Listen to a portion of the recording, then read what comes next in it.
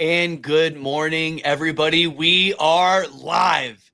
All of a sudden, you turn, you look, and we're a month into football season. 4 weeks are officially in the books. Storylines are aplenty. Injuries, players are dropping like flies. We do have some survivor picks to talk. Of course, some game breakdowns. And then we did have the NFL playoff schedule released. There's playoff games today. The Ryder Cup ended. What a time to be alive in the sports world. TJ, we're going to kick it over to you. Obviously, some very cool things happen in football, but we like leading with the big storylines. And there is no bigger storyline than Jackson Dart becoming the first rookie quarterback since Phil Simms, 1979, beats a 3-0 team. What do you think about that? How do you look? Obviously, you're close to this. Some tragedy in the game. Break it down. Yeah, and I mean, Buff, I think it's important that you repeat that stat again so everybody hears it.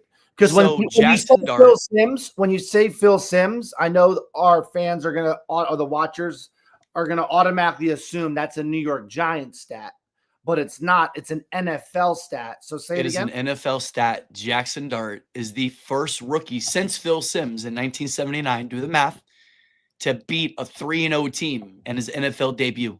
Yeah, it's a huge deal, man. Yeah, it's a big deal. He set the tone early. The Chargers got locked up on the first drive. We had Jackson Dart had to go 90 yards. And first drive of his career, he marches down the field and goes 90 yards for a touchdown. He makes quick decisions. He has a cannon for an arm. He's got balls the size of Manhattan.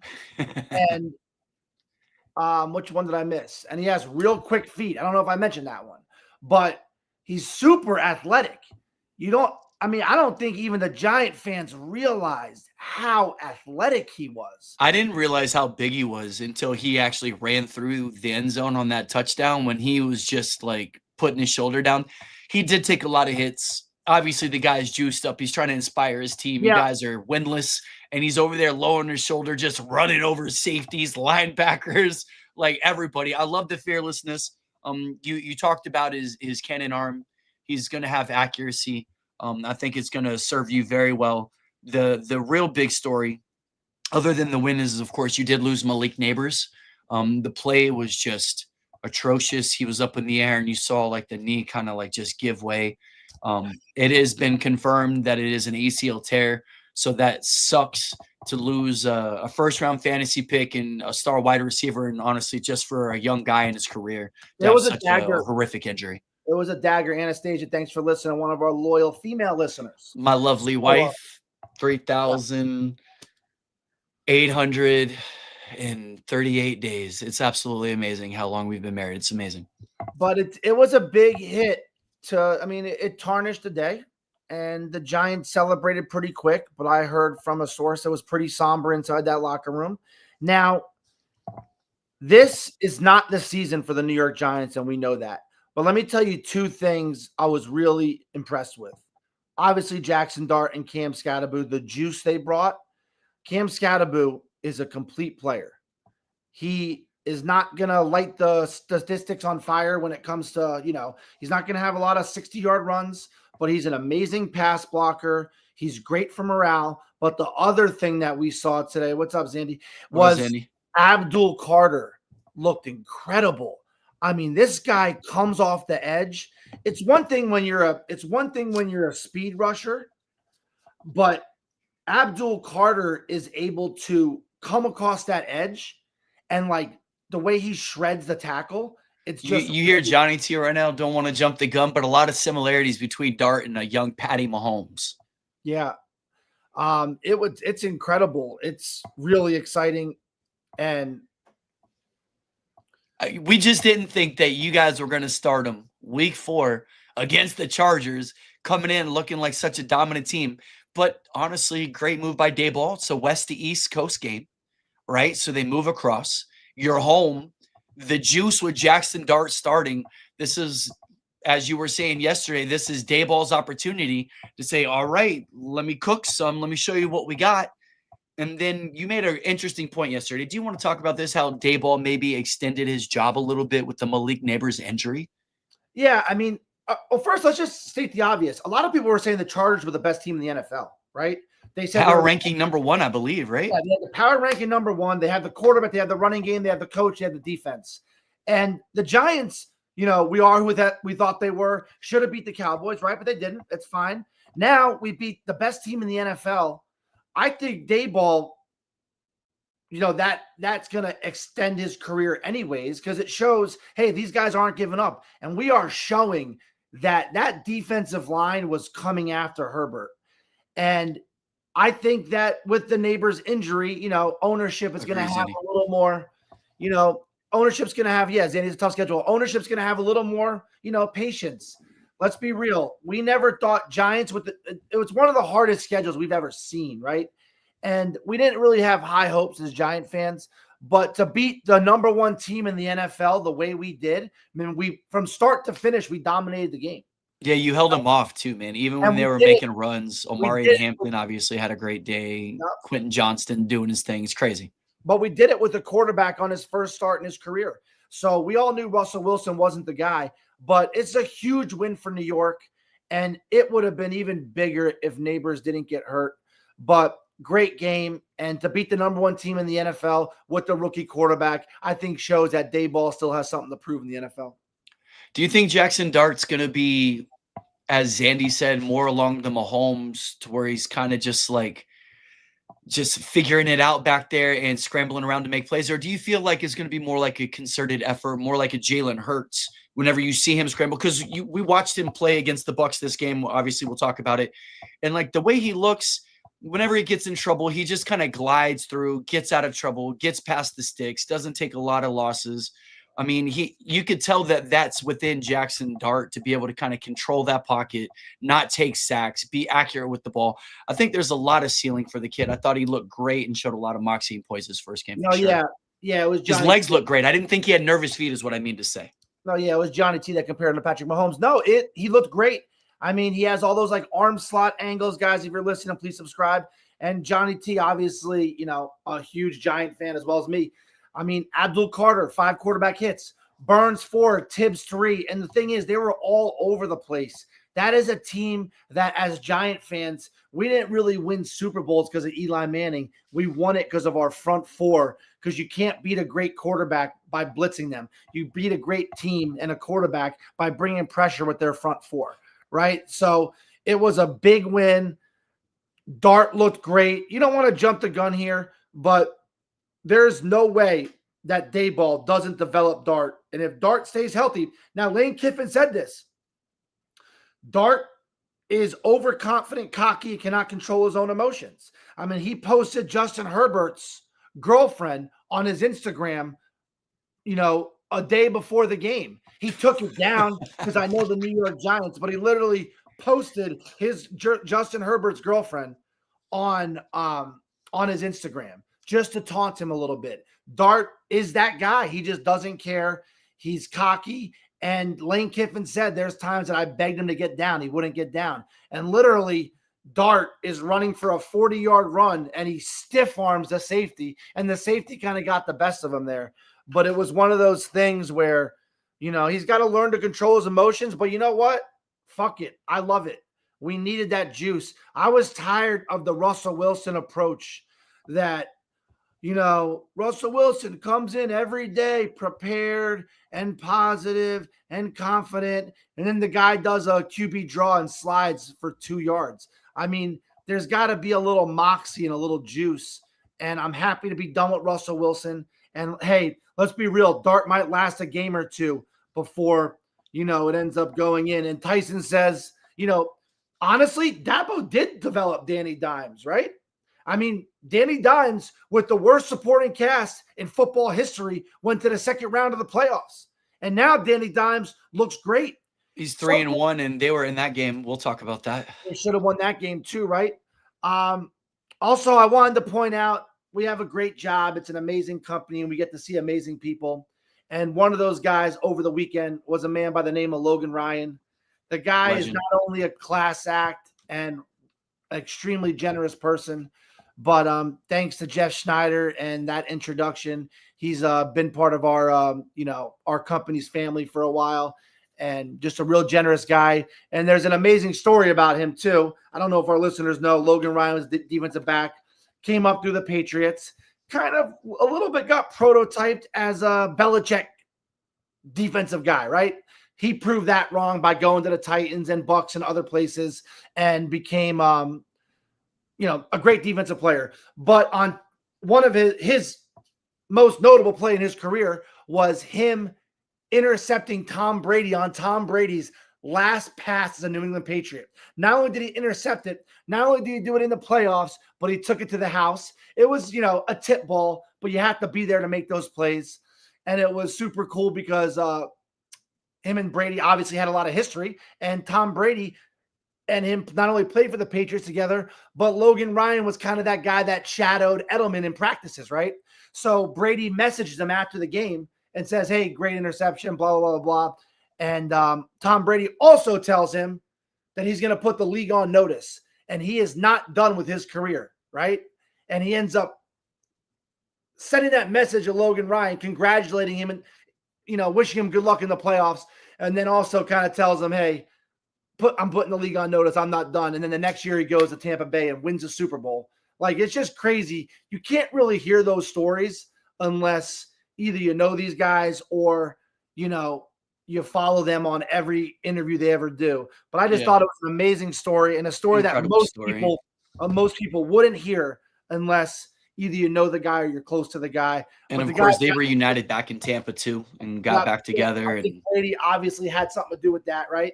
And Logan Ryan did too with his ability. But I'm just saying, it was just a really cool conversation, and just the kind of guy he is.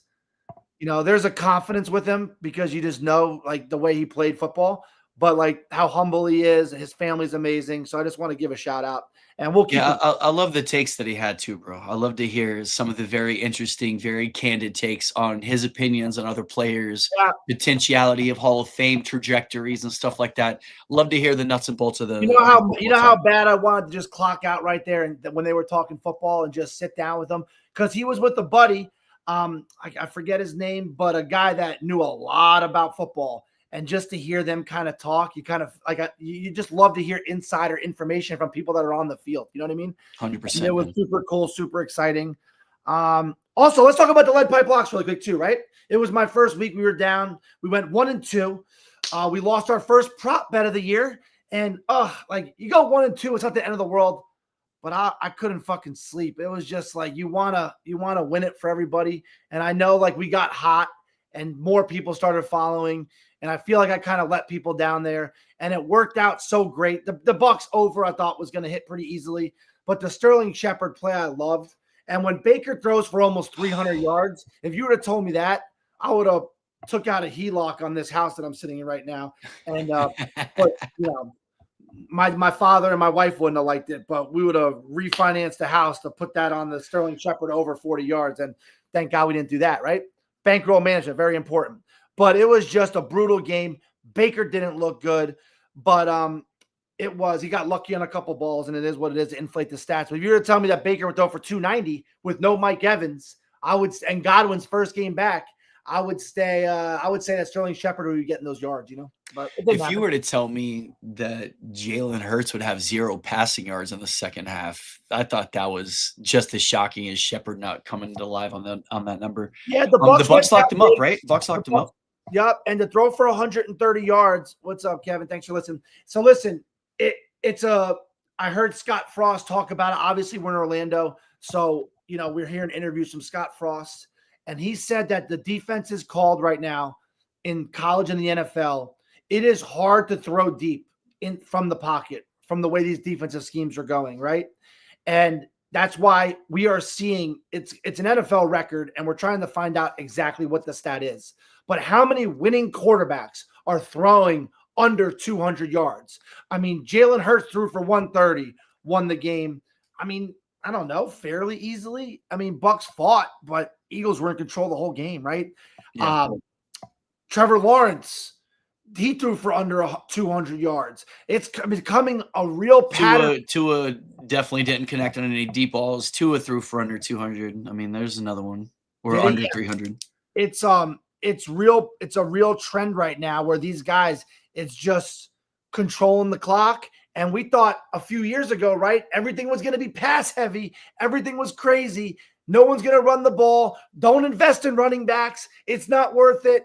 Chuck the ball down the field and you're going to win. And now it's just crazy how life and in the NFL, it goes full circle, right? Now you have to adjust and move with the times, TJ. You talk about this all the time. Yeah, you got to be able to run the ball now. You have to be able to, yeah, you're right. 2 or 3 for 177. I mean, it's becoming a trend. Not like you purposely want to throw for under 200 yards, but it's a real interesting trend to see that the quarterbacks do not have to light it up to win games like we thought 5 years. Remember 5 years ago, it was like every quarterback threw for 300 yards. Yeah. It was like so easy. Now that is not the case. Yeah, I will definitely say I feel like we're in a paradigm shift again where the running back is in the renaissance. People are trying to find this identity. We have a renaissance of rookie running backs. They're just coming alive all over the place. Yeah. Ashton Genty popping them. You got Hampton, Woody Marks. Like these guys are literally saving fantasy lives. Investments are coming to fruition. And hopefully tickets are being cashed. Also about the lead pipe lock. So we won 1-1 in the Bucks game, which is okay. And the one we lost, we take it at plus money. Nothing pisses me off more than these bozos I hear on XM radio when they're giving their locks, the plays that they love, and they're at minus 190. Like a minus 190 play. That's why I'm taking my valuable time to listen to you. So if I lose that play, I'm risking $100 to lose 190. Like we're trying to find plus money value here. We're not going to give you a play where we're risking, $1,900 to win 1,000. What's the point in that? But our last play was under in the Bears-Raiders game. It literally was looking like it was going to be an under. And Geno Smith threw 3 interceptions. I'm pretty sure all 3 were on his side of the field, giving Bears a short field. And that game went over. No excuses. I mean, we lost it in the last minute, but it was that game would have made us at 2-1. We're 9-4 for our lead pipe locks for the year. And we're just going to hit the ground harder and we're going to find better value. I feel like that the Shepard play was there, but it wasn't. I was wrong and life goes on, right? I will say this about Caleb Williams. He made some throws that were incredible. I mean, I don't want to jump the gun here and say Ben Johnson is figuring it out with them, but Caleb Williams looked great. There was one throw where it was like a 25-yard down and in, and it might have cost me the over-under. That's why I think I remember it. But there was a guy in his face, and Caleb kind of short-armed it. But it was a throw that most quarterbacks would have to put a little arc on it, right? Because you're throwing the ball so far. 25-yard throw, that means you're 35-yard. That's a 30 to 35-yard throw because you're back and with the guy in your face. And that ball must have not got more than 10 feet off the ground. And it just hit Odunze. Odunze made like a nice grab. And Caleb Williams, I'm starting to see why everybody was so high on him, because there is literally not a throw on the field that guy cannot make. And it looks like maybe he's taking a page from Josh Allen a little bit when it comes to figuring out your throwing mechanics, right? Because Allen self-admits he was a little sloppy on mechanics and then figured it out with practice, repetition, having all these different camera angles watching you throw. But I feel like Caleb Williams is kind of scarily progressing pretty quickly, and that could be something fun to watch. I think it's a little comforting for Bears fans to know that, all right, win, lose, or draw. Yeah, they won on a blocked field goal, but it looks like they're starting to settle into Caleb Williams is our guy. He's such a great athlete. He just dominated the Cowboys before this game. So you come off of this huge win and you don't fall into the trap, right? You go into Las Vegas and you pull one out. Again, by a block kick, 15 blocked field goals so far this year. It's an NFL record. It's absolutely insane. I don't know how many are going to be. I wish we would have took some kind of prop on that for the beginning of the season, because it's just out of control. It's interesting too. I was looking it up, and what a lot of people are saying, and there's just a lot of, I guess, detail that's being paid attention to the long snappers and the centers. And in that particular game, when it came to the Bears and Raiders, the Bears almost got home twice on blocking 2 previous kicks. And they were saying, and the Bears long snapper told his own team this about the Raiders, that the Raiders long snapper was taking the ball and he wiggles it, just before he snaps. So That's they were great. watching down the line, trying to see when that ball wiggled, and that's how they got home to save the fucking game. And it's Yeah. unreal because you see a lot more of these things. And if you watch, the real NFL details, it's all about, the way they lean in their knuckles, forwards, backwards, all these little nuances, these details to give you any kind of an edge. And we're seeing so many block kicks, and it's all about these twitches, and it's all about these moves that these long snappers and these people having, and people are timing it up. And obviously you have these leverage plays, but we're seeing the result is the most block kicks in a long time. And I think that people are just kind of giving it away. It's almost like telling a pitch. No, yeah, that's interesting. I mean, that's kind of crazy to think that. I mean, I know Kevin Walsh, good friend of mine, is a special teams defensive coordinator down for high schools, and he's broke down the mechanics. And he goes, I mean, it is so detail oriented, but pretty much the trick is that if you let that out, you can kind of let that outside guy almost go, and it's like there's a time frame where they will never get there if you do everything right, right? But it looks like now they're blocking it up front, up top, and obviously you're not allowed to like lean on people, but it's real interesting. But we've seen it from the middle. We've seen it from the edge. Like literally, they're getting blocked from every angle. Just an interesting storyline right now. What Kevin's saying is that it's literally down to the, almost down to the millisecond. Sure, it is. Yeah. If that guy is doing a little twitch, that could be the millisecond that gives that defensive guy the advantage. What gives you that one jump, right? I saw a guy do it in the NFL game last week, and he just was watching the play clock and the game clock, and the game clock was a little bit ahead of the play clock, so they could run it out, right? So the guy just literally jumped the second the game clock hit 0, right? Now they ended up not snapping it, and one ref called offsides, the other ref goes, no. The time was done, right? So he was obviously taking a chance, seeing if this guy was a snap. He ended up not snapping him, but he was literally timing. The guy was just trying to get an edge. He got the edge. They ended up not snapping it. But the point is these guys are always looking for that little extra second where if they could do it without getting penalized, then it's going to be a huge thing. Special team has been hot and cold. Yeah, I think it's also the way that it's being coached up too, because you are hearing a lot more stories about coaches allowing them to go take that chance and risk it because it's a 5-yard penalty. And a lot of the times, I mean, you could change the game and the momentum with a block, and you take a 5-yard penalty, it doesn't even matter. So they're definitely giving them the green light to go do these things, right? Let's talk about AJ Brown. I thought it's easy to say, right? They're Super Bowl winners. He's a Pro Bowler. He's one of the best players in the NFL. They're undefeated, and he's still upset, right? I don't have a problem with him being upset because when you take to Twitter, you're obviously pissed off, and that's exactly what he did. I just can't imagine going out every single play, right, and giving it your all and running a 10-yard down and in or a 30-yard post corner, and you have been getting the ball your whole career, right? And now you're going out there and you're running, 40, 50, 60 routes, blocking for people. I mean, that gets fatiguing, right? For you to have 2 catches for, I think, 7 yards. I think it's that. Whether you're getting the ball or not, it's not easy to play wide receiver in the NFL, right? Yep. But I do think these guys literally just need to, go wash dishes or go do something for a day and understand how lucky you are to be making the money you're making. And if you're going to voice your displeasure, why do it on social media, especially in those cryptic ways when it's like, oh, I'm leaving or stuff like that, right? You're a Super Bowl winner. People don't pay attention to you or want to look at you. You just shrug your shoulders and move on or whatever it was. It was such an asinine. Obviously, I could understand if the Eagles went down 21-3, but understand the tempo of the game, understand where it was and why you didn't get the ball. I don't want to be the guy that just says, oh, he's wrong, because if you hear him talk, he's a smart guy too, But I think that you got to try to bring it in and just be excited. You're making top dollar. You're a Pro Bowl receiver. You're 4-0, and you just won a Super Bowl, right? And I hate to say this, but as a Cowboys fan, when you're looking at this, we love to see him voicing his displeasure because he could be all pissed off. But if you look at AJ Brown's history, he goes off every year, puts together a streak of like 7, 8, 9 games where he puts together 100 yards each. He just came off a breakout performance whenever they were running the ball. They didn't need him until they were down to the Rams. And then they had to start throwing. And then he gets involved and he gets his tutties.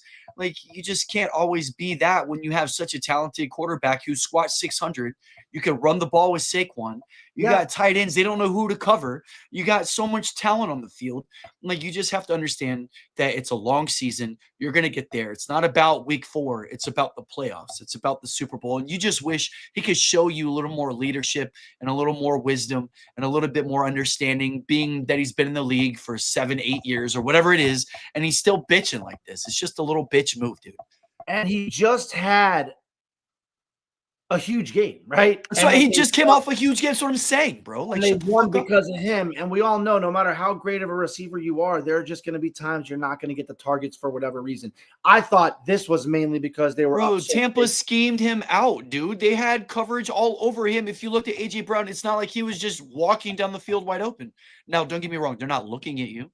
And obviously, I see where he is getting upset. But you just have to be a team player sometimes, bro. And I know wide receivers are always the divas, but it still sounds like a little bitch. Yeah, all right, let's talk about another little bitch. Let's talk about Micah Parsons. Let's talk about the Packers and the Cowboys. Micah Parsons, obviously, homecoming, comes back to Dallas. It was a barn burner. I know you were on record saying you thought it was going to be a close game. A lot of people disrespected the Cowboys in this, knowing that we didn't have the defense. They kept it close. Dak looked good with Pickens. Obviously, we were able to run the ball with Javonte. We're going back and forth. We got hot at the end of the game, scoring on like the last 5 out of 6 possessions. They were all touchdowns. The game came down to a tie. I don't know about the 1 second at the end, if that was challengeable or not. But Micah saved the game, comes in, sacks Dak. Huge sack. It was for no gain. It was for no gain. He was about to go right into the end zone. Yeah. This is the reason why you don't want to lose Micah, right? It's this exact reason cost us a win. You're exactly now, we didn't get the loss. Yeah, and everybody was crowning the Packers as such an amazing team. They're down to earth. They go to Cleveland. They lose one that they shouldn't have lost.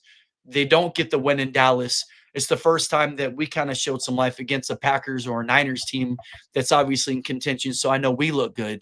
That was with no CeeDee Lamb too. What are some of your thoughts on this? No, yeah, Star Spangled, you're right. It was an amazing game to watch. It was like so much fun. And the 1 second thing, a lot of people have been hard on, like Rex Ryan and Michael Irvin were like, that guy needs to be fired. How do you just not let that 1 second run off the clock? Like, you know what I mean? Because you're obviously the home. That's like the home. That's what home field advantage is. I've seen so many games where that second ticks off. Yeah. We've watched thousands of NFL games. It could have gone either way. And I think like Michael Irvin and Rex Ryan are having fun with it, right? Because you never want like the home field advantage to morale to ethically challenge anything. But I think the 1 second could have easily ticked off the clock. I think that Parsons did save the game with that play. And I think the Packers looked unorganized that whole last set too. The way that the play was coming in, the way that Jordan Love was dancing around, he gets the ball to the middle. You see the time clicking. You're just waiting on it to go to 0. Yeah, they broke it down by frame, and they said if the ball didn't hit the guy's back and go straight down, if it either got tipped up or if it would have not got touched, it would went to the back of the end zone and out of bounds. That second would have ticked off. I mean, they took a chance. Trust me, it is very hard with no timeouts in that type of moment. You practice that all the time, but it's not easy. And Green Bay executed that drive pretty well until that point. I was also surprised with Josh Jacobs on that. He looked so good. I always looked at him as like a power back. And they had him on the sideline. But he was that whole game, though, he was explosive. Like every time he touched the ball, he was huge. Jordan Love looked great. I have a little overtime tiebreaker that I want to run past you for the regular season. So let's say the game ends at that, right? It's 40-40. It's a tie. You don't want to end the game in a tie, right? Madden does this in one of their forms of whatever their game modes. And I know Jeff Schneider from the Uninformed Fan is on record as saying this is an absolutely awful idea. He actually, and I disagree. They put the idea in a video game. Yeah, it can't be that bad. He loves the idea, but he was all cranky because the Bucs got spanked, and he was hungover too. But you start the ball at your own 20-yard line, right? And the game's tied, it's over. You play 3 plays from your own 20-yard line. Whoever gets the most yards on those 3 plays wins the game. It could be 4 yards. It could be 50, right? Now, obviously, and it's 3 plays in a row, right? First, second, third down. There's a huge advantage here on who goes first, right?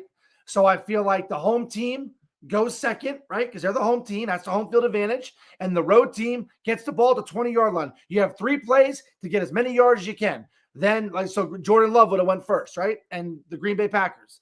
And then they get, let's say, 18 yards. And then Dak knows we got to get 18 yards to, win the game. And that's it. Perfect. It can't. And then if God forbid they get the same exact yardage, you do it again. Most likely that won't happen though.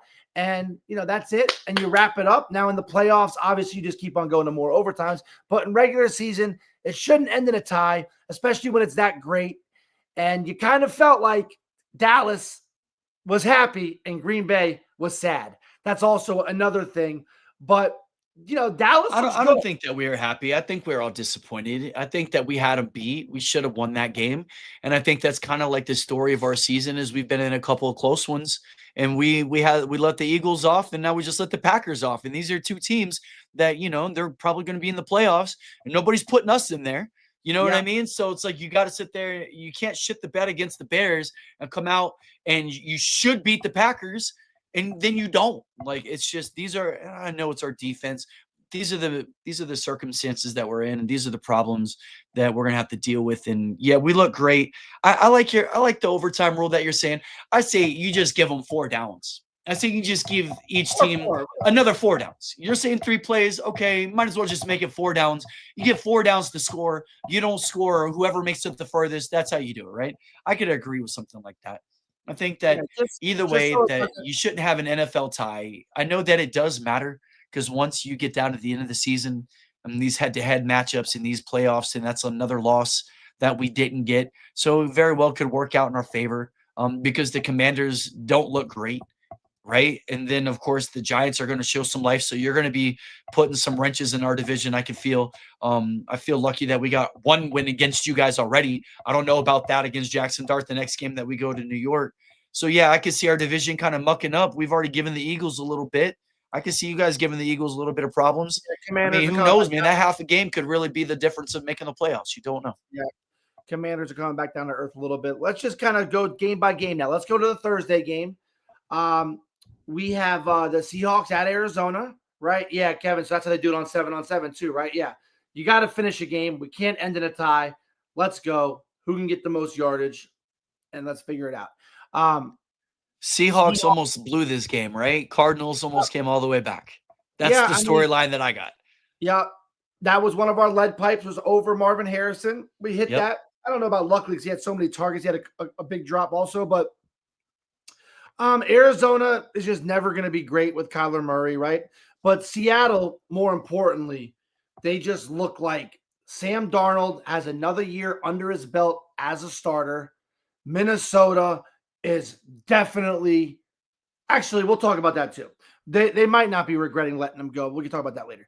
But I think Sam Darnold looks great in leading that team. JSN looks like a top 10 receiver in the NFL. They got great running game. The 12 is legit this year. Yeah, they have a good defense. And, not much to talk about that game. But Kyler Murray fought back because he's a playmaker. But it's just he just lacks consistency. And, James Conner's. I know we talk about Survivor here and there, and I already have Arizona picked, but next week Arizona hosts Tennessee, and Tennessee just looks so awful. So, I mean, as one of the last buybacks in our Survivor pool, Mr. Johnny Trombada's pool, you do have Arizona available. That is a potential pick for you to kind of look ahead. Do you want to talk about Survivor? Jump in and talk about Survivor real quick? Let's break down the Survivor pool. I mean, we're in this amazing pool run by my cousin John. Let's go right down. I mean, this was the first game. This is the first week that we actually saw some upsets. Nothing too crazy. The top 4 teams picked: Texans, Bills, Lions, Patriots, all advanced, right? I had Texans in both. So moving on, baby. Yeah. 10% of the pool took the Chargers. Little surprising, even though, but I don't blame him. Jackson Dart's first rookie game, nobody saw that coming, right? Yeah, and it was San Diego going from West Coast to East Coast, but either way, nobody thought the Giants were going to win with the rookie quarterback as his first start. But and especially because the Chargers definitely were the number one in power rankings, but they also were known to have the best defense in the NFL too, and they were also known to be really good against mobile quarterbacks. Right. Because of the style of defense they run, a lot of zone, a lot of eyeballs always facing forward, not a lot of man coverage. So, but yeah, so 10% of the pool got knocked out with the Chargers. Now, the thing that about Survivor Pool that people don't realize is your team has to win. So if they tie, you lose. That's the next most popular team that was picked were the Green Bay Packers.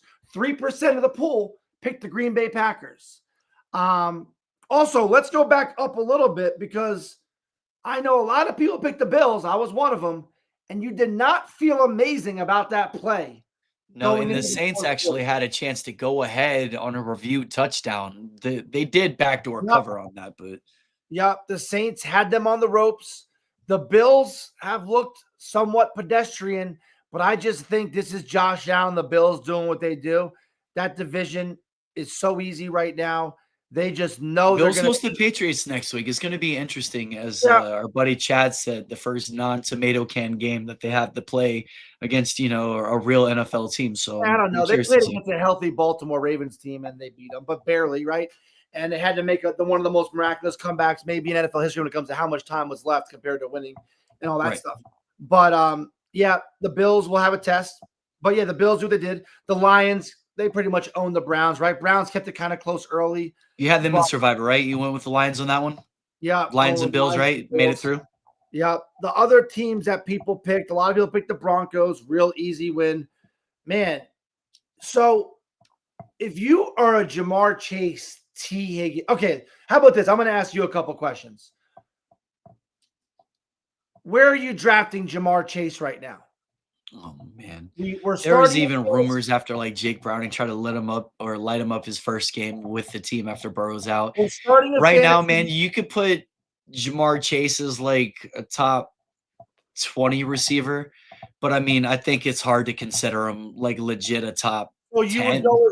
So I would not pick him in the first 3 rounds.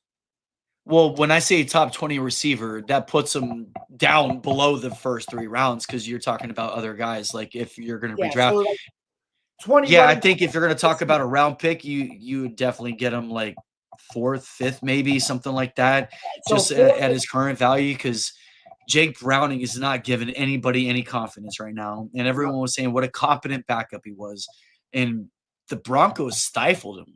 Right? Like he had nothing. If you look at his stat line from last night, it was awful. Let's break it down real quick. But the Vikings did it too. It's not like both defenses just. Sure. Jake Browning went 14 for 25, 125 yards. Yeah. That's awful. Yeah. What about Chase Brown? Where are you drafting Chase Brown? Bro, and I love Chase Brown too. I think Chase Brown actually still has. Man, I guess you got to put him at the 5th, 6th round too. Yeah. Like they're both at like the 5th, 6th round. And like I think Chase Brown has a lot more meat on the bone just because he showed last night he's still going to get some receiving work. His yards per clip went up. I know it was like historically bad, like under 2 yards for his first 3 games. And I think that Chase Brown has more potential than Jamar Chase just because that's how the offense is going to run. You know what I mean? Yeah, I remember John Pilkington told me the morning of the draft he was going Bijan Robinson, and I'm like, okay, that's interesting because most people went Jamar Chase pick 1, and then the more I thought about it, though, felt the pressure, took Jamar Chase. The more I thought about it, I'm like, oh, Bijan Robinson's probably the better pick, right? I'm like, that's real smart of you. Good shit. I probably wouldn't have the balls to do that.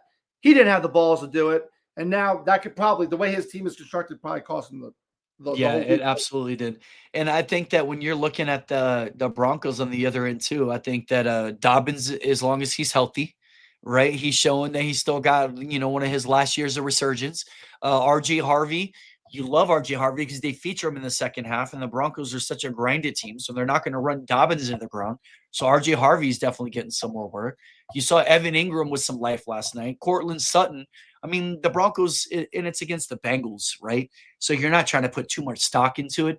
But the Broncos did show you a little bit of some of the X's and O's that they're going to be able to Oh, present. they can easily be 4-0. They lost 2 games by a game-winning field goal. One, they had one. I mean, literally, it should be 3-1. They won the game. Clock was 0, and some bullshit penalty was called. You were on a roller coaster of emotions last night, huh? Losing Tyreek Hill in one game, Cortland Sutton not doing it. You were ready to pay the honeypot. You come back. You're good gaming. Yeah. It was just obviously a lot of fun, and that's why we love this time of year. The Tyreek Hill injury is a dagger for me. I was going to say, let's go over some injuries. I wanted to bring that up. Really so you got the Tyreek Hill injury. Hold on, Dislocates his knee. Buff, really quick. Remember, we had a guy yesterday, Sean Munson. He lost his fantasy matchup because Dobbins bonused the 100 yards. Isn't that crazy? He lost by exactly 5 or 4.9, I think. Yep. And it's a 5-point bonus for 100 yards. Right. Dobbins gets 101 yards in complete garbage time, which was crazy the way the game was going and the way didn't look like he was going to make it back out. Dobbins' injury history. Why would you even put him back in? It just makes me wonder if there's like an incentivized clause in his contract, like the more 100-yard games you get. And if he was probably saying, hey, I'm here, I need so many for a pay. And you know how the boys do, Sean Payton was like, get in there, go get your 100. Yeah. Johnny T asking about top waiver wire priorities. I mean, the first one is I'm forgetting Malik his name. Washington. Malik Washington from the I think a top one is let me find them. If you watch that first game with the Vikings, right? So we got the Vikings and they have their backup running back. Oh yeah, Smith. Xavier. I'm finding him right now. Xavier Smith, right? Xavier Scott.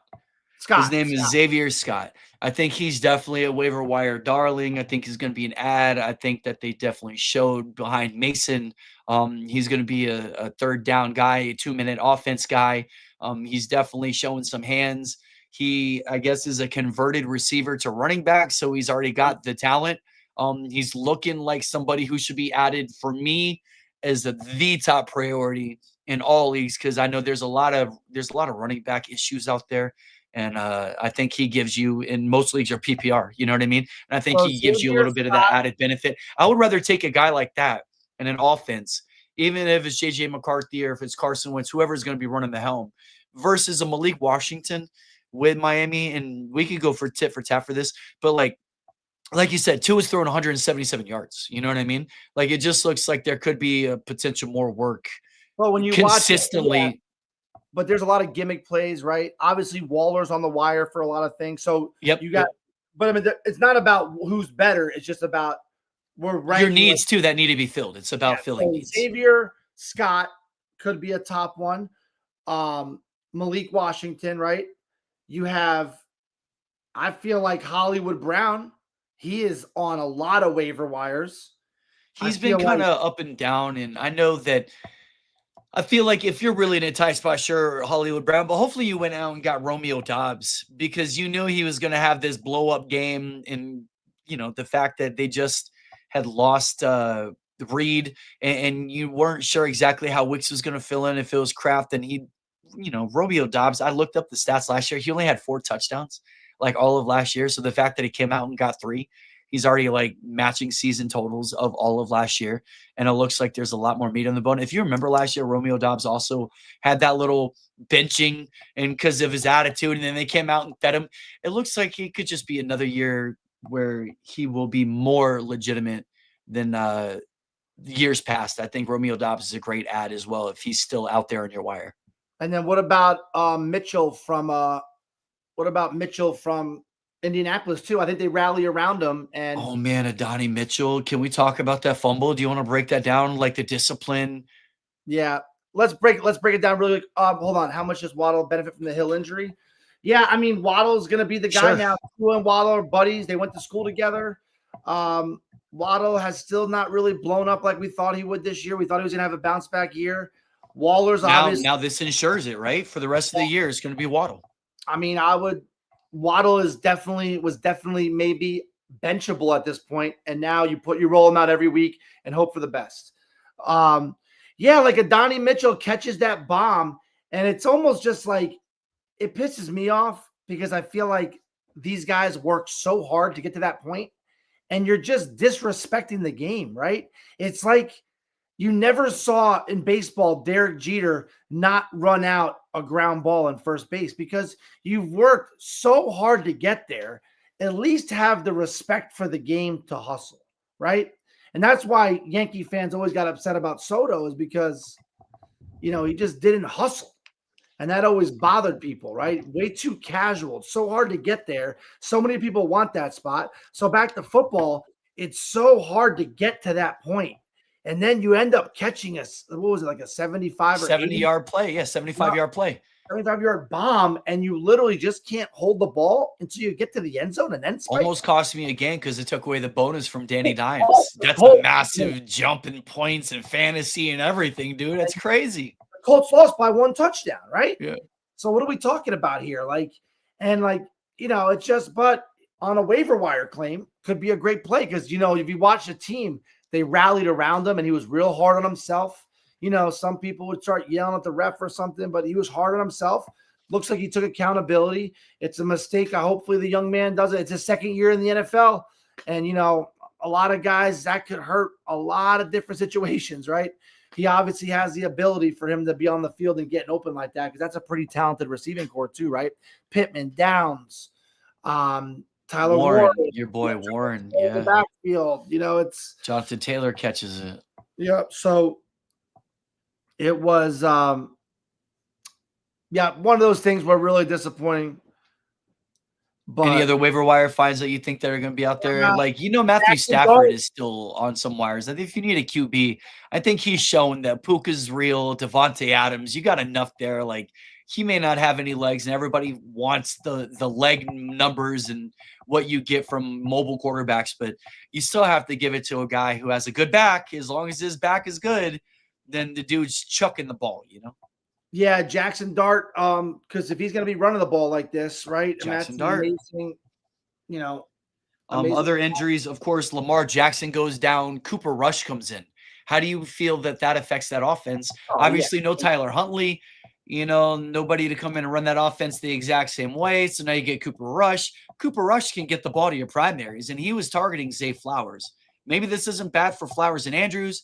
Do you think this is going to be still like a Derrick Henry thing, or do you think that what made Derrick Henry so sexy is the fact that it's an RPO? You don't know if it's Lamar, you don't know if it's Henry, and now it's just going to be more of a traditional look whenever it comes to an offense. Kind of takes away some of that surprise, right? Yeah, no, for sure. Oh, John, definitely go get Woody Marks if he's available. Oh my God, if Woody Marks is out there, please go get him. I just assumed he wouldn't be available, but we don't know about Mixon. You don't know, but it could be a 1 week wonder. They just said yesterday Mixon has no timetable to return. And Woody Marks is already clearly broken into the timeshare. And then you just had DeMeco Ryans on record yesterday saying, and this is why I'm so thrilled, I don't know exactly how much more that he can handle, but we're curious to find out because we're going to continue to give him more work going forward. That's all you want to hear. Passing down work, rushing work. He got 2 touchdowns to kind of salt the game away. They're both receiving. Love the prospects of Woody Mark. He looks way more explosive. Nick Chubb is at a 4-point, yard clip. Doesn't matter. He's just not as explosive as a Woody Marks. So I think Woody Marks is definitely tides are turning there. In that backfield for sure. But yeah, Cooper Rush, I mean, it's a dagger for the Ravens if Lamar Jackson's hurt. A lot of people think his feelings were hurt more than, his feelings were hurt a lot more than his injury, right?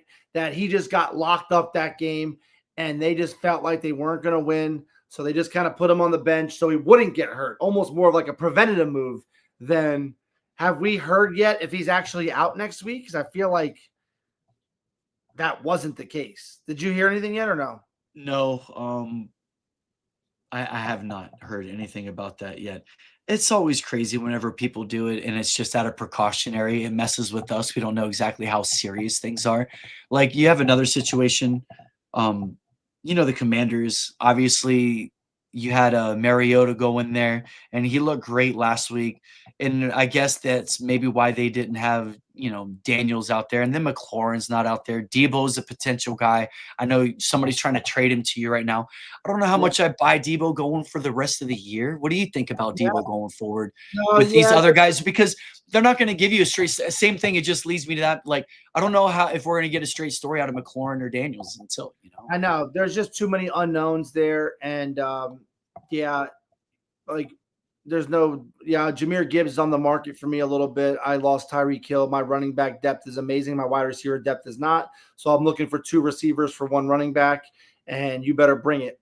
Don't give me any bullshit. You're going to lose the trade if you're going to get Jahmyr Gibbs. Let's let's let these people know. If you want like a top prospect blue chip player, you most likely lose those trades. Rather it be in the numbers game, like 4 for 2, 3 for 1. Yeah, you're going to lose. You're going to lose the trade somehow, though. Yeah, you're going to get the best running back or a top 3 running back in the NFL, And for you to get him, you're going to have to get crushed and losing the trade. I always like when people target. They go, I want Ohtani. I want Gibbs. I want your best player. Great. I always have those guys. You must be talking about Sean Overman. Let's talk about Beauchamps. But I'm like, come get him. But you're going to get fucking cracked. You're going to lose.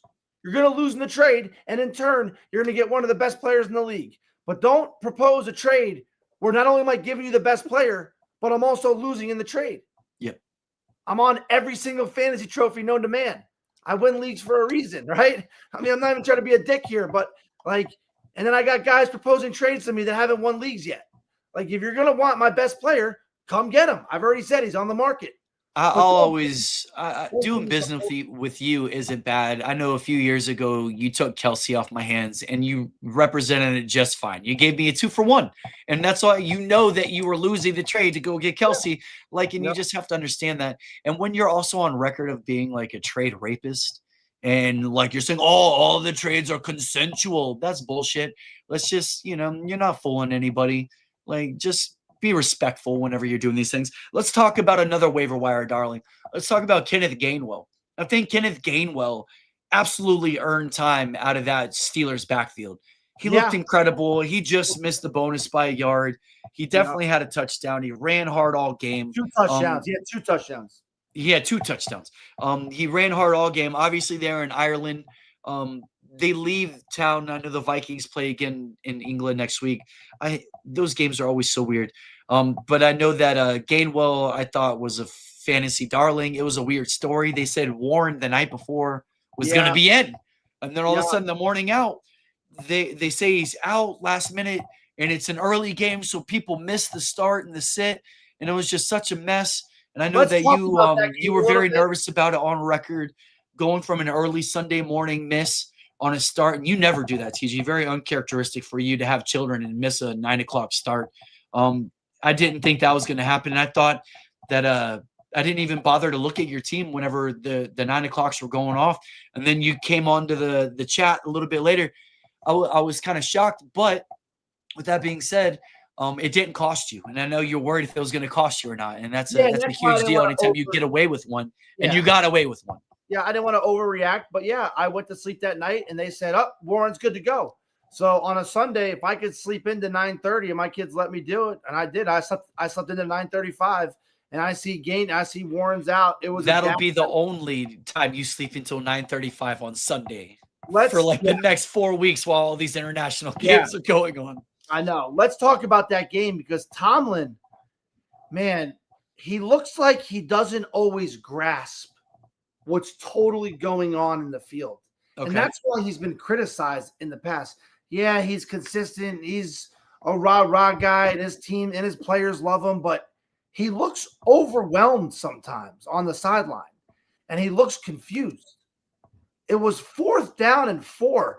You can go up 13 points. It was 4th down and goal from the 4.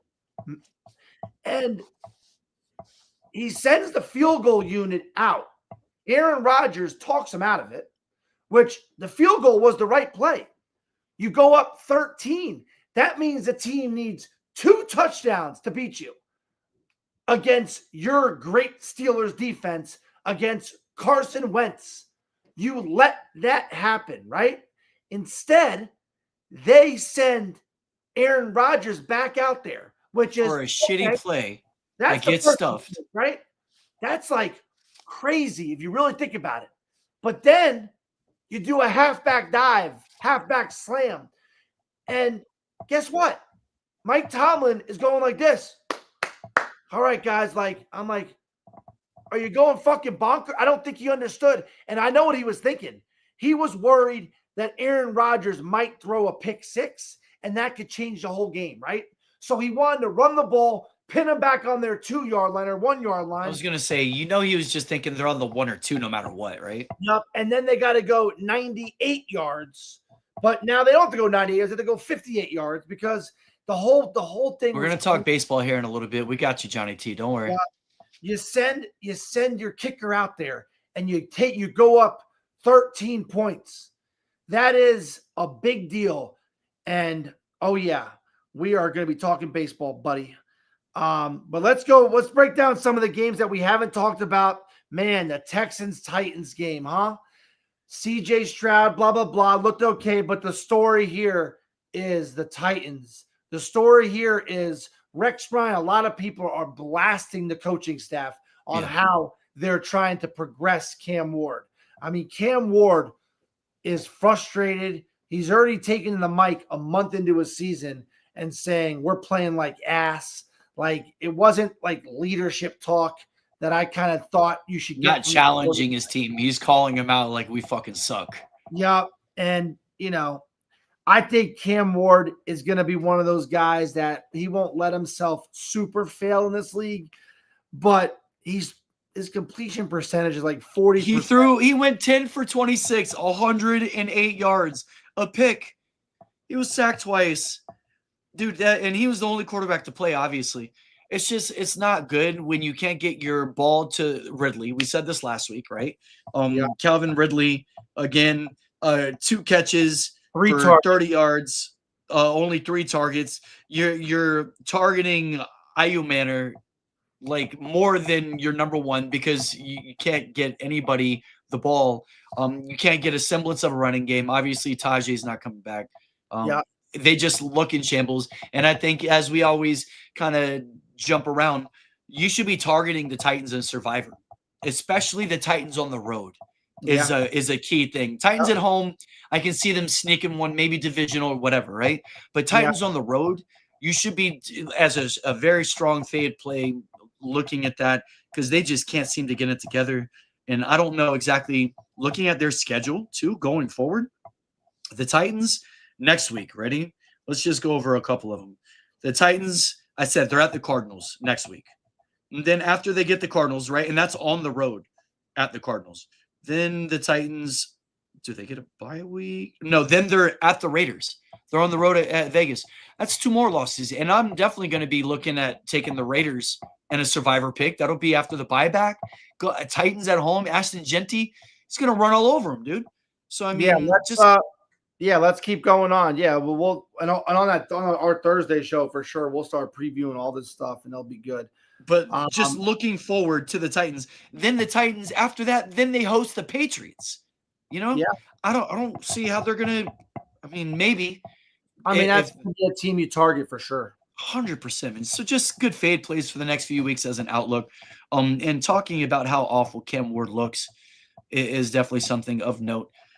Other players that have been super disappointing. Anybody else that catches your eye other than Brian Thomas Jr. or a Travis Hunter? Anybody that's just super disappointing to you that should be performing but just hasn't presented it yet? Yeah, Brock Bowers. Right. Brock Bowers. How about, Bowers as a number one? I know Jeff was already talking about trading him. To take Brock Bowers, such a highly touted tight end, and there's so many other tight ends that are doing so much more, right? And I don't know, is he being blanketed and bracketed as their number one receiver? Because Jacoby Myers hasn't gotten it going either. I'd say DJ Moore's been a little disappointing because I thought he was like he has that like body like an Amon-Ra St. Brown kind of, and But it like just that. looks like Caleb and Rome are just like best friends. You know what I mean? Like, Oh yeah, like I thought Odunze was gonna be more of that like Jamison Williams kind of guy. He runs a 4.34 4.40, you know, and DJ Moore was gonna be that quick slot like Amon-Ra St. Brown kind of thing. Swift was gonna be the poor man Gibbs, and you know the offense looks good. If the offense looked bad, I wouldn't be surprised DJ Moore wasn't doing good. But the offense looks good.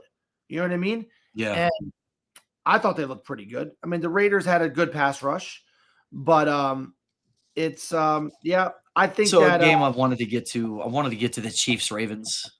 Let's break this game down because the Ravens are 1-3. Lamar Jackson's hurt. We mentioned that injury. We were talking about what they're going to look like underneath the Cooper Rush era. But you have Patrick Mahomes. I mean, you say Hollywood Brown, but I know that there's other dudes coming back with obviously Rashee Rice. Xavier Worthy was all over the place. Pacheco finally got in the end zone with a passing touchdown, right? So, I mean, they're kind of definitely showing they're going to be treading water, and the Chiefs are still going to be in that divisional high. They fight to 2-2. That's a huge deal. Yeah. Tyson says likely is going to bring him out of the depths. I think the Chiefs, this game showed that the Super Bowl still goes through Kansas City, right? 100%. Like, this was a game where I know you said you like Baltimore.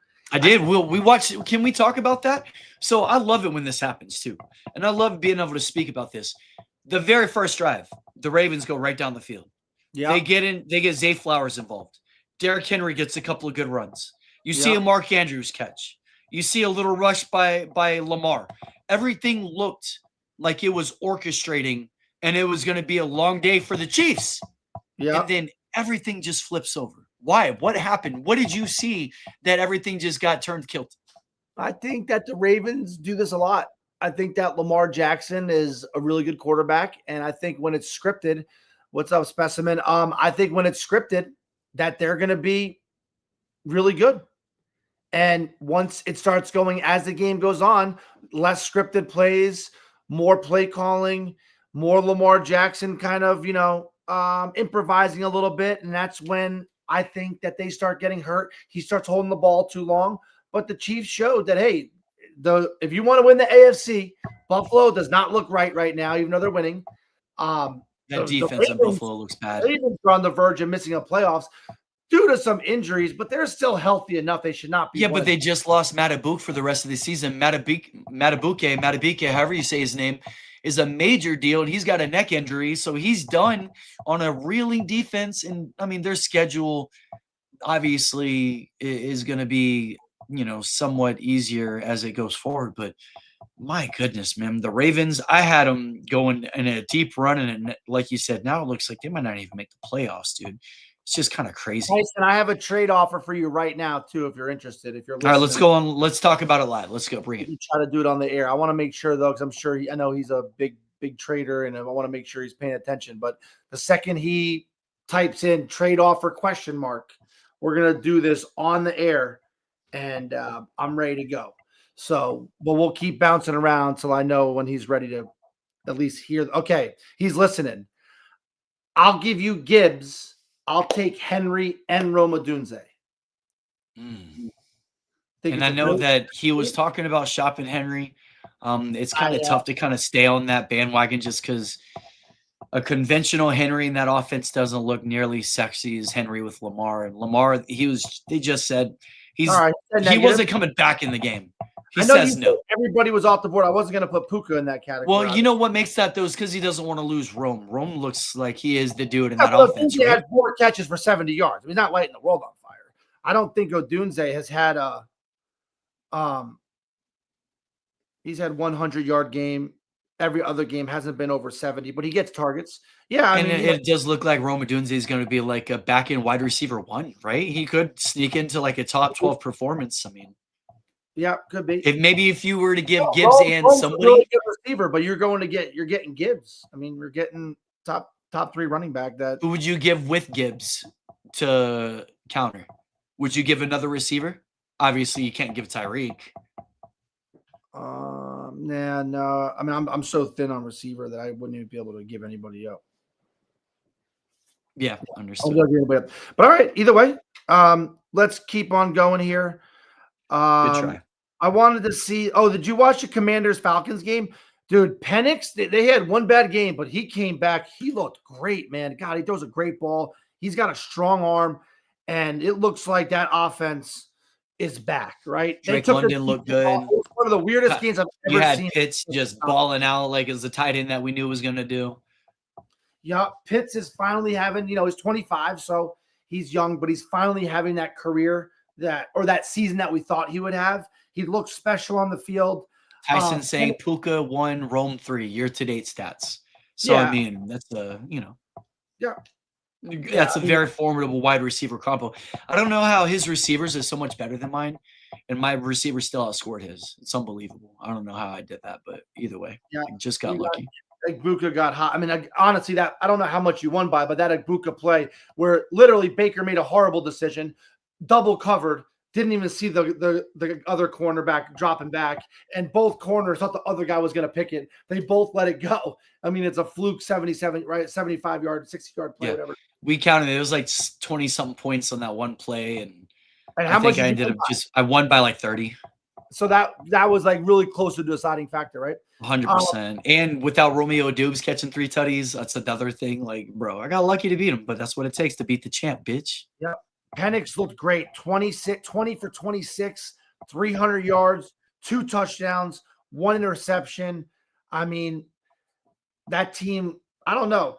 Falcons are scary to me, man. Like, it's just like when that offense gets going with Bijan Robinson, who I'm playing. So then what happened to them getting shut out 30-0 to the Panthers? Yeah, I know. So, like, you can't, I guess you get to scrap in a 17-game season. You can scrap one game, right? Yeah. Like, you can be like, that was just nothing went fucking right. Something like that.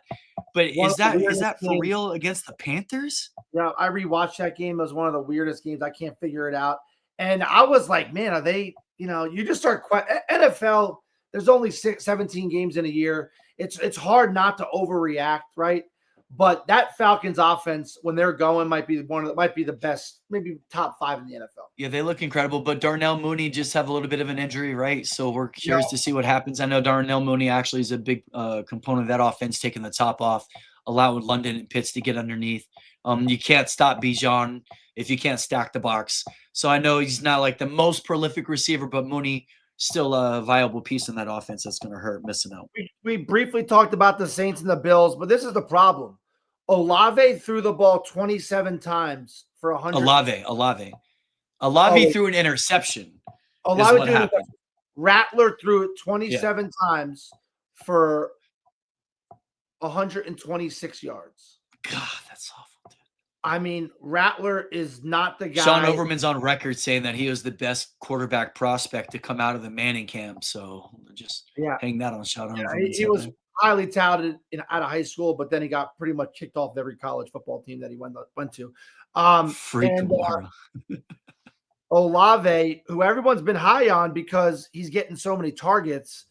Kamara, you better trade right now, Tyson Thomas, because Kendra Miller is coming. Working into that offense, maybe Kamara is the preferred passing down back, but Kendra Miller, it's taking that early down back. You can mark it down right now. Another one of Buff's darlings on the waiver wire. Kendra Miller is going to continue, bro, and I know that we have another source who I like to refer to as Chris Santos, and he's been all over the Miller train, coming in and taking it away because he just looks great early down. And I can see it starting to happen.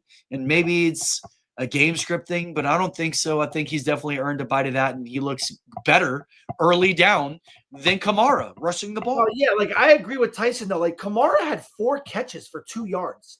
Like to me, makes no sense. That means you're not – to me, that means that you're not scheming to get Kamara the ball, and you're just like – it's almost like you're just dumping it off to him. It's a safety valve. Offense, they need to do how they do it with Gibbs. They revolve the offense around him. They're giving Gibbs the ball. This is what Drew Brees did. Drew Brees used to scheme around him. Like, I just don't get it. Like, why are they not? And it's Rattler. It's such a quarterback-friendly scheme to do, is the scheme around your running back, and to have, like, Kamara should be targeted like 8 to 10 times a game. Is this not still the formula? Is Rattler doesn't have arm strength, right? So we don't have to throw it 10 yards. He's right there. but that's what most people would say, right? But that's not the problem. The problem is the safeties aren't scared of Rattler throwing a deep ball. You see what I'm So do trying you to think say? Kamara goes to the Chiefs? Tyson keeps kicking this around. He really wants this to happen, obviously, because he has Kamara. Well, I mean, I think he's just hoping that if the Saints are going to tank, It's not like it's the reemergence of Jamal Charles or anything like that. He's not that. no, but Kamara is that good, and if the Saints are going to tank, why not get rid of Kamara and get some value and start building draft picks and actually start rebuilding instead of just putting a team out there and you're calling half-ass play calls. You're not like, get rid of Kamara. If I'm the Chiefs or Bears, He's on the tail end of a deal. You might as well unload him. And it'd be nice, bro, because he's done that community well. He did that team great. He's been with them the entire time. Give him some respect, right? go give up a second-round pick. If you're the Bears have Swift, but yeah, they could do a Swift and Kamara because in the playoffs, if you're the Bears or if you're close to there, that's like Kamara's that guy on 3rd and 7 that runs a Texas route and could take it, 17, 18 yards on a huge 3rd down play. And if you're the Chiefs, yeah, he could be, that Pacheco. But I like that dude Monagai for the Bears, though, bro. He runs tough, man. And I'm not saying he's gonna be the answer, but yeah. to also another little note, Patrick Mahomes, youngest quarterback to throw 250 touchdowns, the fastest to ever do it. Obviously he was dotting everybody up. You give him another weapon like Kamara, the numbers just continue to cruise. Well, And this is kind of crazy that he's still breaking this record because the last 2 years Mahomes been shit. You know what I mean? It just showed you how amazingly fast that he was getting out the gate. Yeah, and also the reason why he has those touchdowns is because he's playing 3 to 4 more games every season more than any other quarterback, right? Yeah, so this is also true. When you play the extended seasons, it's a major deal. 7th year, right? So just do 7 times 3. That's 21 more games that he's played than any other quarterback that's around his age. Seen that Tom Brady stat when he played a whole nother 2 seasons in the playoffs. You know what I mean? 3. It's insane, man. It's crazy. And the Chiefs, most teams, when you have a young quarterback like that, you do what Tom Brady did so effectively was just went to the playoffs, right? He went to the playoffs every year. And if you go to the playoffs, that's it. But you get a bye week. You only got to win 1 game to get to the championship. You win that game, it's like you're saying, it's a numbers game. It's an odds game. Football to a dead horse. Let's talk baseball, right? All right, let's go. The interesting thing about this is how important MLB makes your ranking in the playoffs, right? Yeah. So the Yankees, do you know this or no? Do you know the Yankees and Red Sox are playing a 3-game series, right? They're playing a 3-game series, and from what I understand now, the new playoff format, that the higher ranking team gets to host every single game of the series. So you get 3 games on the road. Yeah. It's a playoff format they adopted, I think, last year. So yeah, like the Cubs have 2 more wins than the Padres, right? The Cubs get all 3 games in Wrigley. And I don't know, like San Diego has a reputation in general, la-di-da, right? Surfs up. But dude, that Padres stadium gets freaking nuts. And for the Cubs to not have to go to San Diego and to obviously go to maybe, the first or second most historic stadium of all time, I'd be shocked. Wrigley in the playoffs is a big deal. I'd be shocked if Tyson hasn't already booked a flight. But that stadium is going to be wild. The first game, the Cubs are rolling out lowly Matthew Boyd, who has been struggling. You say lowly, he's been struggling lately. He's been incredible all year long, but I feel like he maybe got tired, right? He's been getting lit up. ERA is not great. And to roll him out game 1, you're kind of hoping that he mitigates so you can use your last 2 arms, right? Is what they're doing. Because they lost Cade Horton. The Cubs have no Cade Horton now for the playoffs. Yeah, I would be scared. Yeah, I know that injury was really unfortunate. Now the Cubs, they have represented themselves as they're an offensive team, right? They're going to they're nasty, dude. And they are going to keep on hitting, and they're going to knock the cover off the ball, right? Now the big series that everybody wants to hear is Yankees Red Sox. Here we go. I'm an on-call shift. I've already let it be known that I kind of want to work. I might change my mind. Yankees in New York, Max Fried going against Crochet. These are 2 aces. These are two of the top 3 Cy Young candidates. I think Scooball, what's up, Bricks? I think Scooball is going to take the Cy Young, right? But Crochet and Max Fried are right there. 2 great throwing lefties. Crochet is a little more power. Max Fried's a little more. This is why the Yankees brought in Max Fried, bro. He's so polished and he's so good. And I'm on record. I'm a Braves fan. I never wanted to lose Max. I never wanted to lose Freddie. These dudes should have been Braves for life. He's going to go there and probably lead you to a ring this year just because the AL is in such shambles. Max Fried's going to ball, dude. He's going to absolutely dominate these playoffs. He's going to get you off to a great start. I'm telling you right now, Fried could easily be an MVP like for a World Series. Like he's that good. He's that locked in all year long. All I think about, Fried's definitely crafty Wu-Tang. All I'm thinking about is Judge and Stanton hitting against a lefty in New York, right? Yeah. Crochet. Stanton's been hot too. Stanton's been hot. Crochet's got this release from here. Stanton loves that because Stanton got hit in the face with a ball real hard, 6-7 years ago. He doesn't like those right-handers coming at it. Like now Stanton could be comfortable in the box. I could see Judge and Stanton having a big day. Crochet has shown, he's been amazing all year, but he has shown during big times to sometimes get a little nervous, right? He's not the best pressure pitcher, and I feel like he's young. This game has so many implications, and there's so much history. This is the new generation of the rivalry from the Red Sox because there's so many young players for the Red Sox, and I feel like the Yanks just have so many veterans. I feel like it really is like kids versus adults experience. Like the Red Sox have had our number a little bit all year. I would have to. I'm sure Johnny T could post really quick on like the Red Sox Yankees record or Tommy. I have a feeling that it's going to be. We really want to win this game, right? Because we don't really exactly. Giolito is out, so the Red Sox have the first and second, obviously with Crochet and Bello going 1 and 2. And Bello's not great, so you got to love that. Great, but we just really want to win this game. And if you beat Crochet, you guys win. Okay, you guys win this game, you win the series. What are the Red Sox saying? If they beat Max Fried, they win also. I don't know. I think that we're a little deeper. I think with Gil, Warren, Rodon. I know Rodon's going game 2. So we're going 2 lefties back to back. I just think that the Red Sox are kind of young, and I'm hoping the nerves get to them. Crochet's 26 years old. You don't have many 26-year-olds taking the mound in baseball to start. If the Yankees make it out, is it already set? Do you play the Mariners or the Blue Jays, or do you have a preference on who you would rather play? I don't want to play Seattle. You don't want to play Seattle, right? They just got so many arms. East Coast, West Coast trip. That sucks. Yeah. John says having Schittler as our potential game 3 starter has me Schittering my pants. Yeah, I know. Yankees had a great game last game, though. Yankees do not want to go to game 3. I do not want to play Seattle. It's hard for you even to look forward. But we said this on the first podcast, and I remember. We said, the Yankees could go to the World Series. Everyone's like, oh, you're crazy. And I go, Yankees can win the World Series. Oh, you're crazy. Yankees suck. I go, this is not about the Yankees sucking. It's about MLB this year not having a dominant team. The Brewers ended the season not great, not looking amazing. Dodgers haven't looked good. That's just the National League. The American League, nobody has looked good, really, except for the Yankees and the Blue Jays who finished strong. The Yankees finished strong mainly because their schedule was so weak late. It's going to be who gets hot at the right time. I know Arizona looks dangerous. Philly's on the bye too. Obviously, the Dodgers and the Reds should be a really fun series. But you gotta like the Dodgers being at home. They just have so much talent. They should not lose.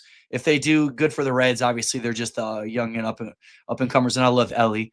I do think though that this is kind of shaping up. It could be a Dodgers Yankees World Series, and it could be something to help baseball's numbers get dramatically back. And there's also the whole, what do you think about this new ball strike thing with this rule being implemented in the potential near future? Do you love the human element of the game, or do you want it to be right or wrong? Because there's just so much money and gambling and the importance of a team making it, if they deserve to be there, not getting robbed. We have the opportunity to actually have the correct team move on with these kind of scenarios. Do you think it's good, or do you think that it takes away the human element? No, yeah, I think that when you're reviewing it, it's always good to use technology, right? Like I think you should I always. love the way tennis does it. If I don't know if you watch tennis, but they have the Oh the yeah, they've been machine having that that checks for the. years. Football just did it this year, right? With the virtual measurement thing. Yeah, it's technology is great as long as it's fast and efficient, right? Be fast, be efficient, do it with a lot of personality, and be quick. Let's go, right? I think that the Yankees beat the Red Sox. If they beat the Red Sox, they play the Blue Jays. I'm happy about that. I don't want to play Seattle to the ALCS. Seattle's pitching scares me. Seattle's lineup top to bottom scares me. I don't feel like going to see Cal Raleigh for 28 at bats. I'd like to see the Yanks Cubs more than the Yanks Dodgers too. Personally, I just think the Cubs Oh are yeah. playing in Yeah, Chicago's a lot more fun atmosphere. And hell, Tyson Thomas would just he wouldn't give one shit about his fantasy team if the Cubs would just make a nice run. yeah. I mean, He the could care Cubs less surprised about people football this for the year. rest of the year. Nobody expected the Cubs to be here. The Cubs surprised people. It's going to be, this is what it's all about, right? And MLB is getting right to the point. I don't think. Hold on. Oh, we got Mr. Langan, VIP listener here on TJ Friendly Lunch Wagers, Sox Yanks, lunch at Mr. 01 or the Papaya Club. Buff is winners +1 either way. We'll invite Buff to that. Mr. Langan, Eric, thanks for listening. You have a deal. We'll meet halfway, which is about, Put it on the board right now. Clip it. The bet is on the books. Fuck the Sox. Let's go Yankees. Thanks for listening, Eric. Yeah, the wager, it's official. Video documented. Lunch at your choice. So we have Tigers at Guardians. I mean, that's going to be the most. That's the first game of the day, too. That's our 1:00 game. That's going to be incredible. I mean, I think that series is like a 2-3 game every single game. Just like pitching dominant. I love K. Smith, the closer for the Guardians. I think the Guardians have the potential to upset the Tigers in this.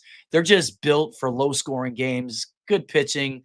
I love Jose Ramirez, favorite player, almost maybe in all of baseball. I like the Indians, bro. I mean, I don't know if you could really call it an upset because the Tigers lost like they've lost like 16 out of their last 18 or something crazy like that. Yeah. But this is the thing, right? Is Detroit's rolling out their Cy Young Award winner or future soon to be Cy Young Award winner, Skubal. The Guardians cannot hit lefties. Skubal is going to come in there and, if he mows them down. And they go for Skubal Flaherty, and Flaherty's going to get lit. So I'm just saying. Yeah, I think that it's going to ride on Skubal. Skubal, unfortunately, can only pitch once in a 3-game series, though, right? And MLB, I'm pretty sure, is doing it where they're playing every day. It's Tuesday, Wednesday, Thursday, right? Yeah, pretty exactly sure. Right. It's like all the way, just 3 games in a row, bing, bang, boom. Yeah. Hey, if you weren't a top 2 seed, you got to fight for it, right? I like how MLB expanded the playoffs, right, a couple years ago, but they also made it where they really reward you to fight and get that bye, right? So every game matters, and it's just going to be a lot of fun. I know we didn't even mention the Brewers. I just want to make a mention of the Brewers. What do you think about the Brewers? They got a disgusting offense. Their pitching's obviously been sneaky good. They got healthy at the right time. Do you think they're going to be able to make a run here? I feel like they're the team that nobody's talking about in the NL that could beat the Philly. They could beat the Phillies or they could beat the Dodgers. Yeah, I'm pretty sure they're the number 1 seed in all MLB, but you're right. Yeah, and nobody's like talking about it. That's Nobody's like my point. About them, and I don't think they're going to do much, to be honest with you. Do you think they're going to be kind of a quick flame out? Yeah, I just don't really see the spunk in that offense. I just think that the Phillies are just so dangerous. I think Phillies at the bank is probably is that the most difficult place to play in baseball? But there's no Wheeler. Right. So that's kind of crazy. Right. I mean, I don't even know how a team that loses another Cy Young award. I mean, he's their ace. I just don't think I don't know. The NL is going to be who can score the most, right? There's not going to be a lot of duels there. Yep. It's going to be the Reds can put up runs. The Dodgers can put up runs. The Padres can put up runs. The Cubs can put up runs. The Phillies, Brewers, everyone can score. I think the AL will be a little more controlled, right? Guardians, Tigers, definitely low scoring, like you said. Yankees, Red Sox, definitely low scoring, 2 aces going in. I can see the Yankees, Red Sox being a 4-3, 3-2 kind of game. I think the over-under is 6.5 in Yankees, Red Sox. That's about as low as you go. That was like Pedro Martinez versus Mike Mussina. That was like those are over-unders, you know? Yeah. So it's going to be fun. I'm excited. You have anything else to add? Man, I know that what a hell of a time that I was saying of the year that it is. We got football, basketball is coming around the corner. Trades are going on. The whole Kawhi Leonard thing is kind of crazy. Ryder Cup finished. USA almost made a crazy comeback just to come up short. American fans hitting Rory's wife with beers, just being assholes up in New York. Rudy Johnson passed away. CTE is real.